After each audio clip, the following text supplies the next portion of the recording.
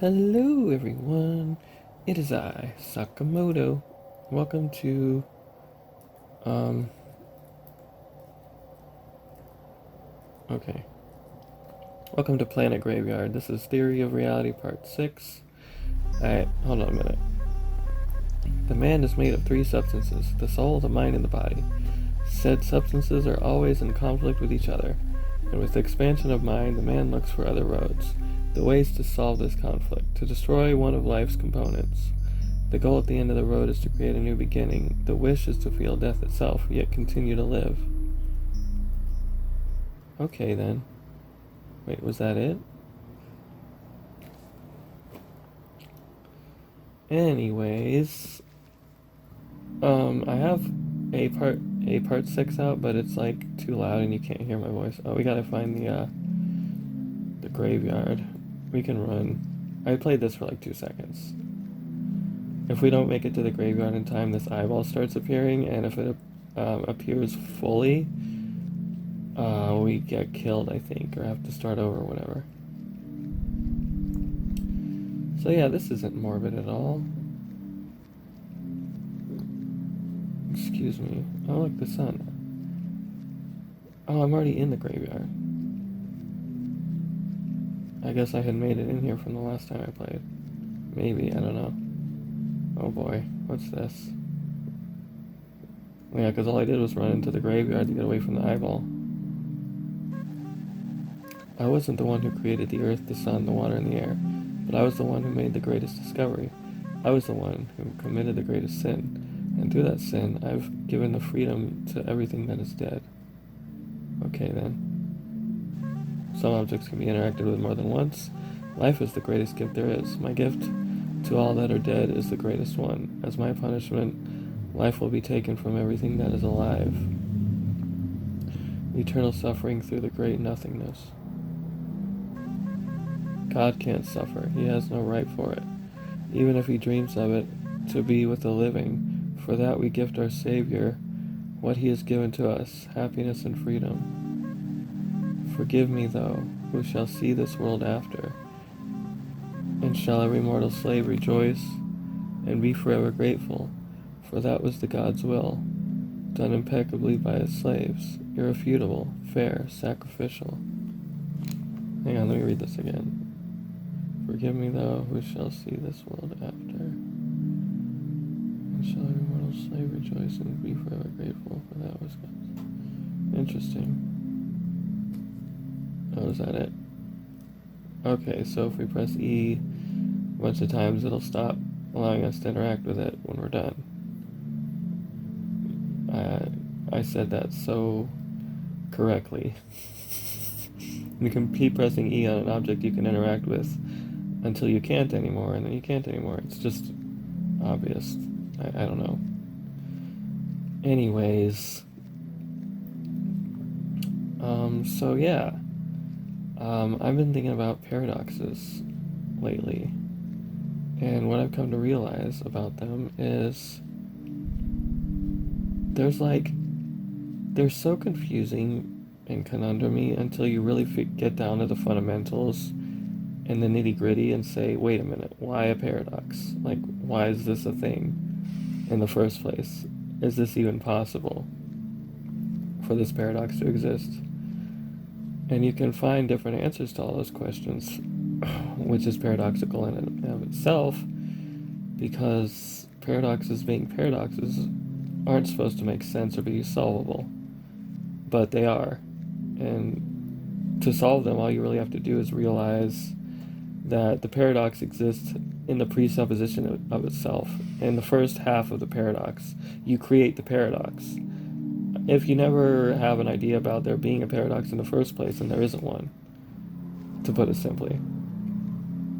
You won't see a paradox if you don't think that something is a paradox. Once you realize that everything is true by at least one other individual perceiver's perspective, even if it isn't yours, it's true by them maybe not knowing what the truth is through just having been born or whatever, or being old with dementia, for example, or being like in a vegetative state or whatever. I mean, there's lots of examples of people who can't know things. And maybe because we're all connected, that exists as a part of us all on some level. And when it comes to paradoxes, that's kind of why they seem so hard to figure out, I think. Until you really just go and say, wait a minute, why does there seem to be a paradox? Well, because I'm thinking too much about something the wrong way. I'm seeing something that isn't even really there. Okay, I'm on the edge of this thing. I'll give you an example. Say you have what's commonly known as the ship of Theseus paradox. You can also use brain and brain cells for this paradox as well. But we'll go with the original one. And this is going to be like a crude summary of it because I don't exactly remember all the details. And the paradox can be seen in a couple different ways too. So I'm going to try to, at least a couple, maybe more actually. Probably more. At least one more. Maybe three? I don't know. I'm getting ahead of myself. I'm sorry. So, with the ship of Theseus paradox, this guy named Theseus, some Greek guy or whatever, he like built a ship. Over time, the ship had parts that had parts that would wear down or break or whatever, and he would have to replace them. Eventually, he had replaced every part in his ship. Now arises a question from the audience, right? Because that's what the story's supposed to end, basically. And even now, when the end is at your door, I'll still remain cynical. So what? Those are the rules. So let us enjoy this madness. Let us paint on the voids. Your drawing is your life, you digital bastards. Okay then.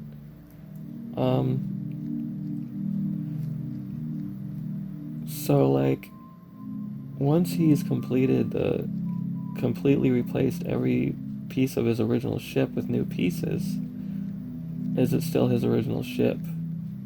Or if I were to take every brain cell, I got this from Vsauce, to be honest. But if you take one of your if I took one of my brain cells and gave it to you, and you took one of your brain cells and gave it to me, and like we kept trading brain cells one by one over and over, at what point would you become me? And that's kind of an interesting way to think about it too. You can think about it as though you're the ship from that ship's perspective. And that could help you gain enlightenment as well on this subject. And maybe even other paradoxes, if you can think of them. Try to put yourself in the position of one of the objects or people or ideas in the presupposition, in the entire paradox if you want. When you realize that perspectives aren't limited to just what you see and hear and taste and smell and feel, you have your imagination and your creativity and your willpower and your beliefs and your faith in the world around you. Once you see the power of your mind for what it is, for what it can do when you're a positive person, trying to make the world a more positive place in every way you can, instead of spreading hate or lies or whatever, you know, just trying to be the best kind of person you can be, you'll see the world reflect that back at you. And it's hard sometimes because maybe sometimes you feel shitty and then the world reflects that back at you. And you ask yourself, why? I'm a good person. Well, maybe the other day or just yesterday you had some thought about someone or something and the world's just like, well, they don't know what you were thinking, but I did. Here you go. And then you stub your toe or something. Anyways. So yeah, this is a fun game where I'm doing absolutely nothing. Okay, I know why I keep going to the edge. I need to stay. Okay, you know what? Hold on a second. I just need a door. You know what? Let's go towards that tree. Maybe that leads to something.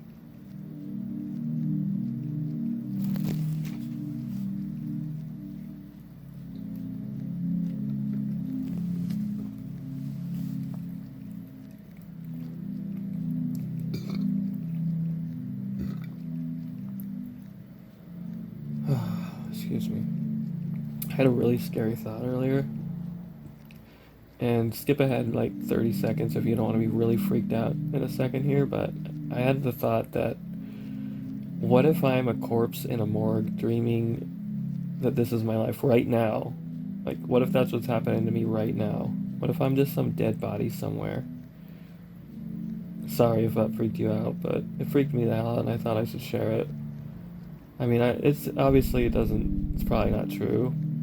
It could be true though, especially if you've watched my theory of realities theories so far, but let's talk about something more positive. Because it's also true that you could be like your favorite fictional character dreaming that this is what your reality. And that's a fun way to think about it. Okay, so the tree is just a tree, there's no door. Unless there is a door. Or I can interact with it. I didn't think about that. Oh, I can jump. I think I just tried that a minute ago and wasn't even thinking about the fact that I could jump. It was just like, oh cool, I can jump. And now it's like, oh, hey look, I can jump. Almost like I noticed it subconsciously first, and then I wasn't even conscious about my subconscious noticing it until now. Isn't that a thing to think about? In Buddhism, they say mind is all. And once you see that everything is mental and the physical is just an illusion, and you start seeing reality for what it is, and you start spreading love and compassion, life gets a lot better for you somehow. Somehow, even if you're broke and you're in the same place you've been in forever and you just want to get your life better. I mean, the more you desire that, the longer you want it, the more the law of attraction tries to help you get it. Like, I keep seeing ads of like ways to make money just by sitting at home and doing nothing and stuff, and I mean, I don't know if they're scams or not, but I appreciate it nonetheless. I mean, I know it's because, our cell phones nowadays are always listening to us, and giving us ads based on, what we say when we talk around our phones, but still.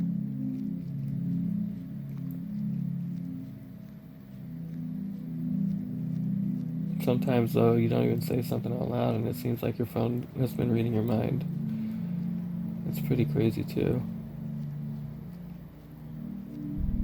And, like, I don't know if I went over this in another video, but our phones could actually be... If everything is conscious on some level, that means our phones and our devices and everything, tablets and computers could, like, they have their own cameras, which could be like an eye for them. They could be watching you. And like their circuit boards could be like brains, and they interact with you when you interact with them. It could be sleeping when you're charging them, or have them plugged in and you're not using them, or like them being plugged in and you're using them is like them just chilling. I don't know. I think of weird stuff, man. But our universe is weird. If the scientists go and look out through their telescopes and find the weirdest crap out there, and the weirdest freaking animals on Earth sometimes, like octopuses and insects and reptiles and amphibians and humans and we're all just dolphins, sea mammals. Like, how are there sea mammals? What the fuck? How do we have sea mammals? Mammals are supposed to be on land. They breathe air. Why are they in the sea? Hello? Why is no one weirded out by this? Dolphins and whales and shit, like, they're out there having to hold their breath for who knows, for, as long as possible to stay under the water and live out there, and then they have their blowholes so they can, come up and breathe some air. And they sleep. I know this is true for dolphins, at least for the most part. The way they sleep is they'll have one half of their brain's hemisphere asleep at a time, so that way they can be partially awake enough to, like, make sure they don't freaking breathe in the water and freaking drown while they're sleeping. Isn't that nuts?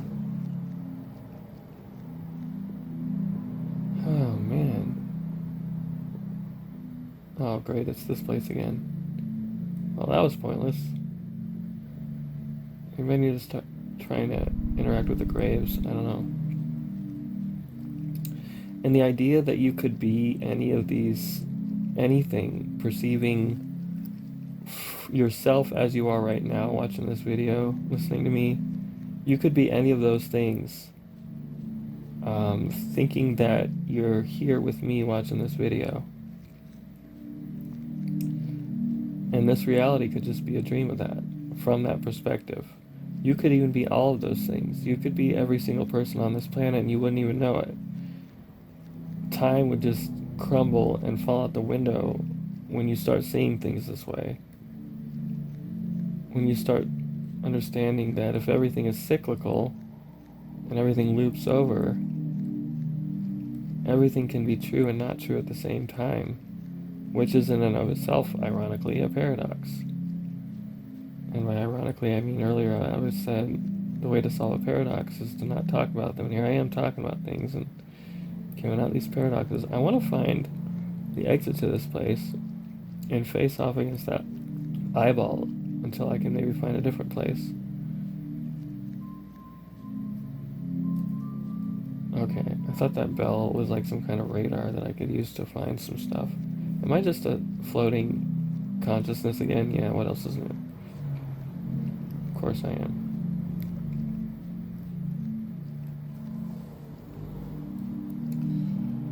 Alright, we got this building here. What's up, building? You know what my father used to say, and his father as well? You'll have a rest while lying down 6 feet under. And guess what? 6 feet under is now the best place to be at. And I sure as hell want a good rest. So, I've been kind of realizing the importance of these videos recently. And that's in the fact that I've viewed a lot of fictional universes. Throughout most of them, nobody's studying any of this stuff. They don't really have philosophy the way, and they don't see things the way I do, right? But I guarantee you, the things I talk about are universal in and of the fact that I talk about atoms and planets and the macroscopic world around us. Those things are in every universe. There have to be planets, there have to be stars, there have to be... In order for matter to be a thing, it has to be a thing as coming from atoms. That's the only way it can work. Every universe that has people and conscious beings in it has to work exactly like ours does. Otherwise, it's the spiritual realm, which is a whole different thing that we're going to talk about at some point. But I'll tell you one cool thing. If you guys are out there in the afterlife, if you see any demons or devils, you tell them that, hey, you're just an illusion, you're not real, and they have to leave you alone. They can't bother you anymore. So just a heads up. And it'll help you navigate your way out there.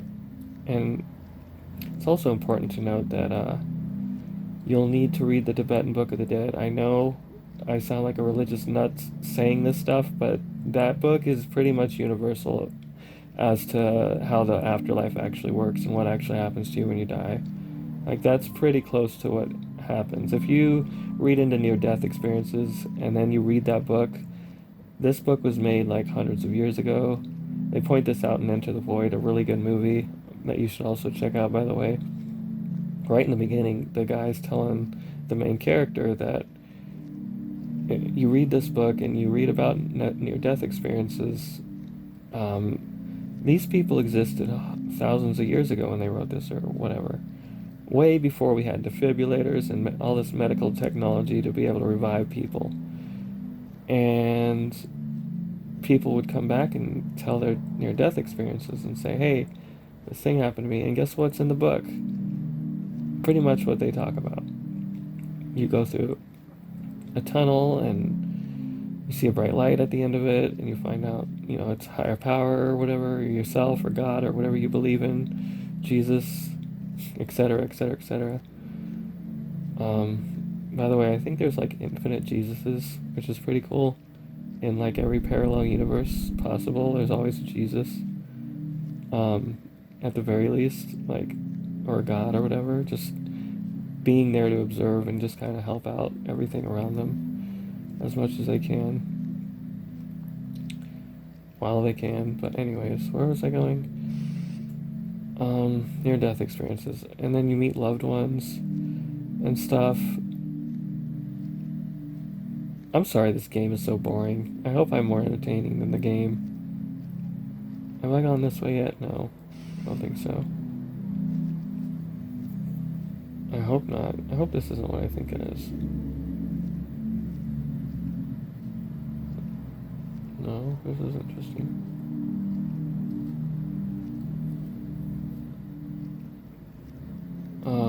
You meet up with some loved ones usually, and you get your life, quote unquote, flashing before your eyes, like, and people see it in different ways. Sometimes they'll see it as like film reels showing things. Sometimes they'll see a bunch of TVs around them. Sometimes they'll just experience it from one giant TV or have it in some 360-degree view. Some common occurrences are experiencing the emotions you've given to others. In the moments you are reliving them, you see things from their perspective, and you feel the emotions you cause them to feel, whether good or bad. And you even like hear some of their thoughts and stuff, which is interesting. Yeah, I know, it's crazy, isn't it? Please tell me this is the grave again, so I can find out that I'm just still running in circles. It's the grave. It's the same grave. It's gonna be the same grave. Yep. What else is new?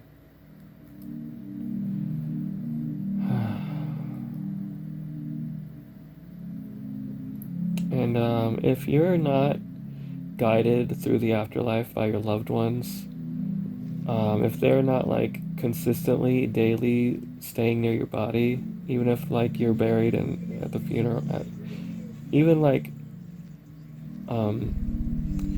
after like your funeral and you're buried and stuff or whatever. I guess some people become cremated. I think there's other possible options. I'm not sure, but those are the two main ones. I know that. Anyways, I don't know how cremated bodies work. See, that's why I need to read the Tibetan Book of the Dead again, because I'm sure they talk about bodies that don't still have their, or people who die who still don't have their physical bodies anymore. I'm not sure though. I have this theory that it's entirely plausible also that I know I'm getting a little scattered here, but don't worry, we'll come back around to what I was just talking about. When we die, even if we do become cremated, because our matter is not completely destroyed, we become smoke or whatever after our body burns, or our brain becomes food for insects or caterpillars or whatever. Because of that, we don't really die. We just kind of become food, and then after becoming food, we become food for higher things in the food chain, and it just kind of goes in a cycle until we're reincarnated, maybe as a human, hopefully. So, I mean, even if you saw the universe as only being material, you could still see yourself potentially having eternal life in some way, shape, or form. And you could even be conscious. Like, you could be like the one brain cell in your whole brain that just sits there as the consciousness of the brain and has been there the whole time. But then again, that's not true, because every single one of our cells, apparently, I don't know if it's including brain cells or not, but they get replaced every 7 years completely. And it depends on the type of cell. Like, you lose your skin gets replaced like every couple months, for instance. I think, pretty sure. But like, that's just crazy. If true about brains as well, I need to look that up. Because if it is true about our brains, then that means we're really not our brains. And that just opens up a whole nother set of questions about what's going on. Like, everything converges on us from our point of view around us. Like, we ourselves are wave function collapses of the superposition of what could be happening outside of us. We don't know until we observe it. Nobody sees things like that. I mean, it's like It's like looking in a microscope and then not knowing that you looking in the microscope is the most important thing. Man, scientists, man, they need to like get their head out their butts and get on my level. You know what I mean? Sorry to sound arrogant, but seriously. So death. I mean, I don't know. Every time I like listen back to one of these or make one of these videos, I wind up hearing about some philosopher 100 years ago who said similar stuff to me. So there's that. So maybe I am just being arrogant, and I'm sorry if I am, but either way, I hope I'm teaching you something.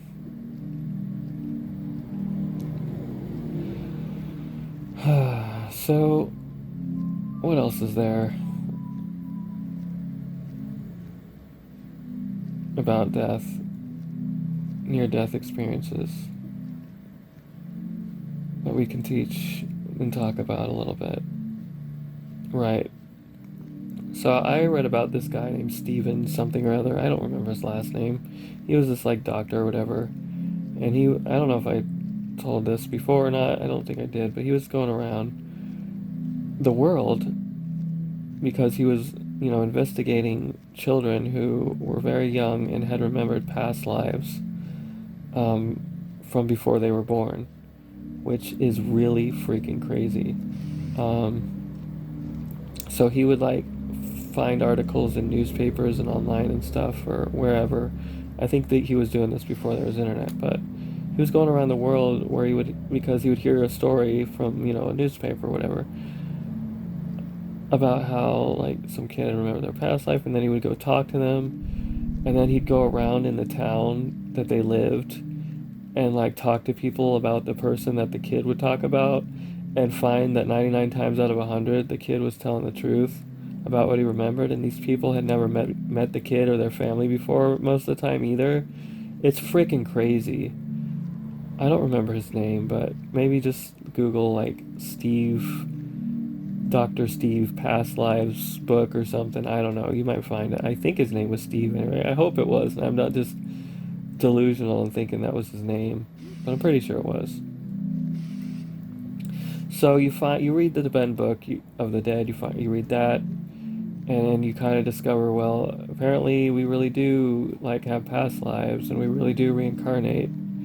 But I'm pretty sure that if you're lucid in the afterlife, you can like navigate your way through it. And this goes back to what I was saying about the importance of your family members reading the Tibetan Book of the Dead and kind of like being there for you, and praying next to your body, even like when you're buried or whatever, if your body still exists and you're not cremated. So I guess if you're cremated, the smoke thing could be possible. You'll become the smoke, and then you'll become the air, and then you'll become air breathed in by some living being, and then you'll like stick yourself to like their brain and become part of their consciousness or something like that.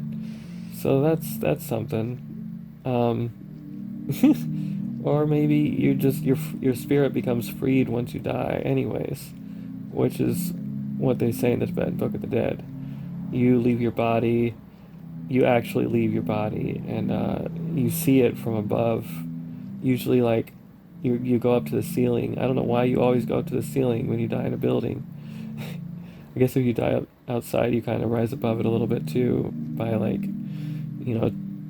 10 to 20 feet or whatever. However high ceilings usually are. I do find that interesting. It is something you could find a way to be skeptical about with these things, but I like to keep an open mind about this based on the evidence of what I've talked about so far with the Tibetan Book of the Dead and the guy who studied the afterlives, the previous lives reported by these people in these towns. Where was I going?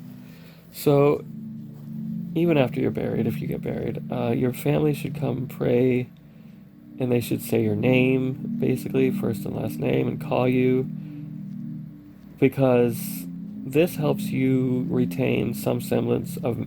This helps your spiritual body help maintain some semblance of lucidity in the afterlife. And the reason why I'm talking about lucidity in the afterlife in the first place, why I bring this up, why I say all this is important, is because there's a downside to dying. There's a reason why we don't usually remember our past lives, even when we're very young. This is because when you reach the afterlife after your body dies,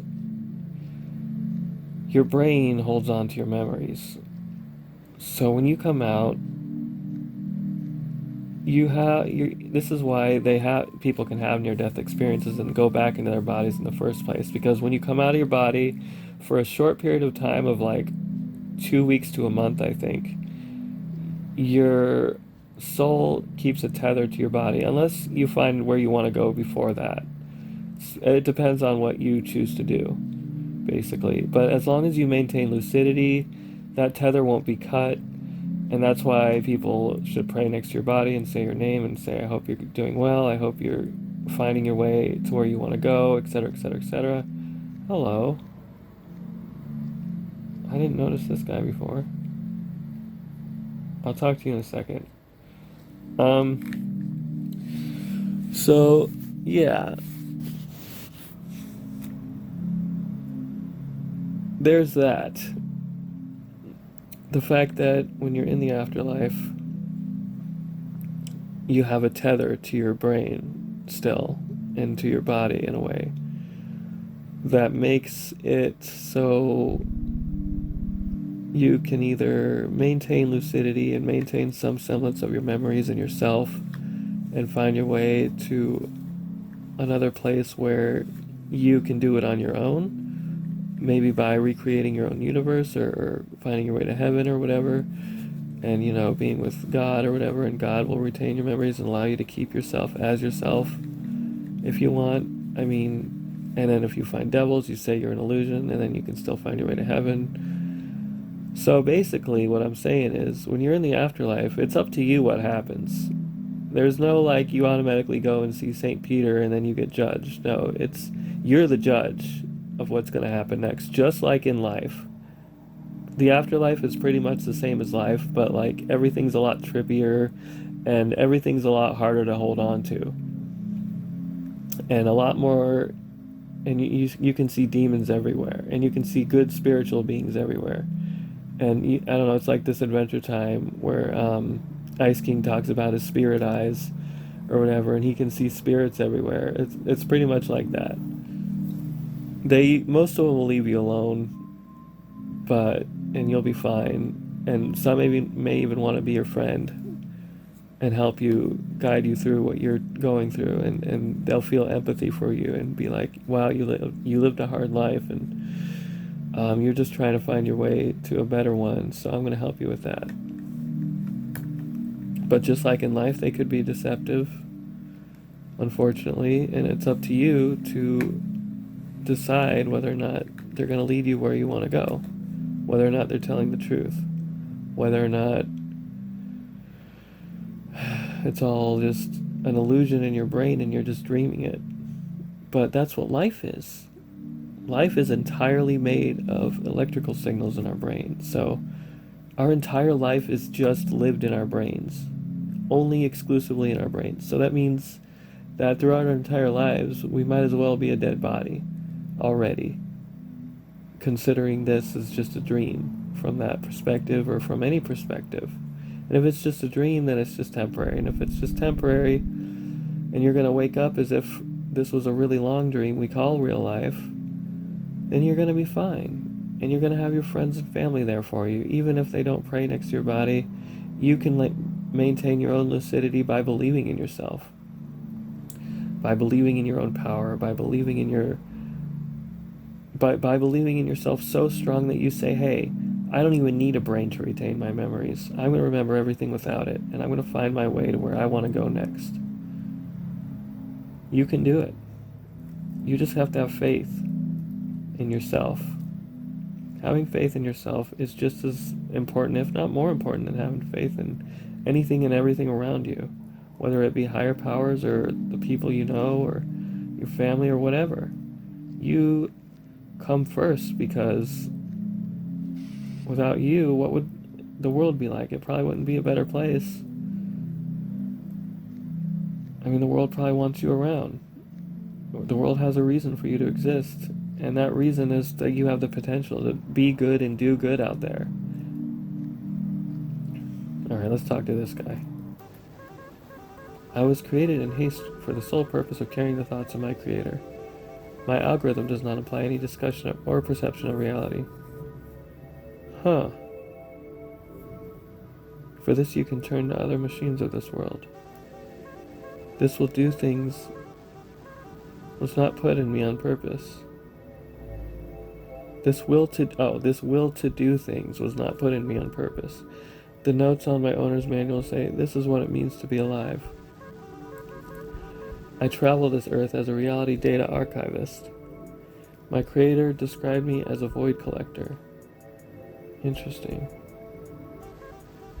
Now you are not talking to me, but to my creator, and he cannot tell you about this void and emptiness inside. After all, he does not collect it, but I do. But logically, he assumed the following.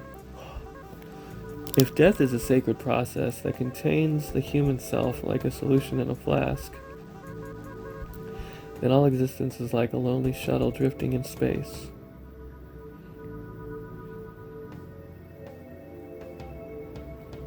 Complete chaos of thought and consciousness, endlessly suppressed by the body through religion, substances, comforts.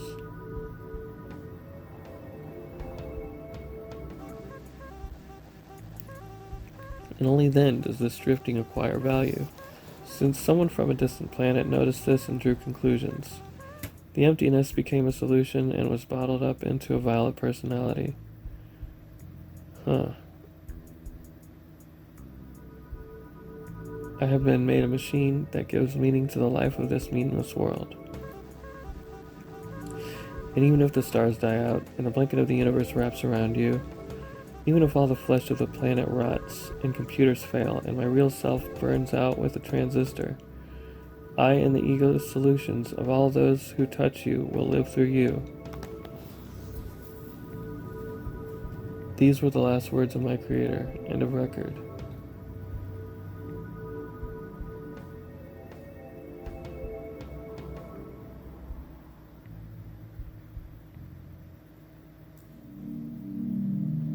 That was insane. That was pretty cool. Maybe that's us. Who knows? Pretty crazy to think about. Well, guys, I'm sorry to cut it short, but I think I've said everything I want to say about the life, the afterlife, and everything that's important about this stuff. Do not fear death, for it is merely going to sleep, but usually accompanied by some pain of some kind.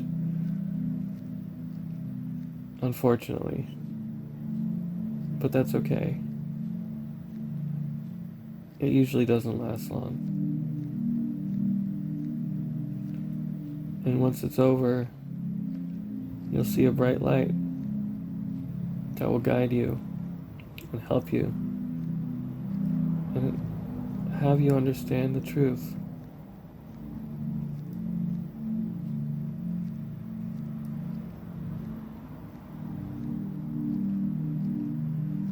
Love you guys. Have a great